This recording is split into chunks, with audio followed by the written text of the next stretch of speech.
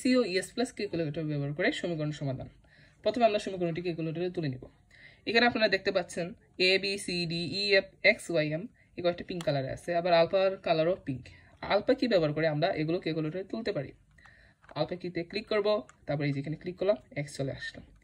তো আমরা আমাদের সমীকরণটি তুলে ফেলি।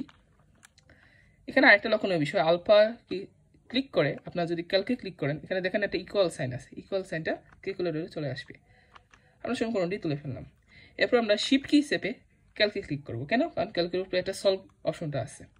আচ্ছা, এখন এক্স এর একটা ইনিশিয়াল মান চাবে। তো ইনিশিয়াল মানটা কি সেটা আমরা একটু পরে দেখি। আপাতত আমরা ইকুয়ালে ক্লিক করি, আমাদের একটা সমাধান সে দিয়ে দিছে। কিন্তু আমরা জানি এখানে সমাধান দুটো আসার কথা, কিন্তু সে একটা দিছে। এখন কি করি? এখন আমাদের কাজ করবে ইনিশিয়াল ভ্যালুটা। আমরা আবার শিফট কি চেপে ক্যালকে ক্লিক করব। আবার বলবে এক্স এর একটা ইনিশিয়াল মান। এখন ইনিশিয়াল মানটা কিভাবে কাজ করে? ধরেন আমি দিলাম 100, তাহলে সে 100 নিচে নামবে 99, 98 এইভাবে, আবার 100-এর উপরে উঠবে 101, 102 এইভাবে। উপরে নিচে গিয়ে সে সমীকরণটিকে সিদ্ধ করার চেষ্টা করবে, এবং যেখানে গিয়ে সিদ্ধ হবে সেই মানটাই আমার এখানে দেখিয়ে দিবে। তো আমরা এখানে 100 দিলাম, 100 দিয়ে ইকুয়ালে ক্লিক করলাম, একই মান দিছে, সমস্যা নাই।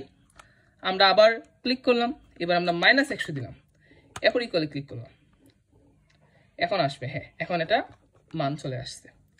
তো দ্যাটস ইট।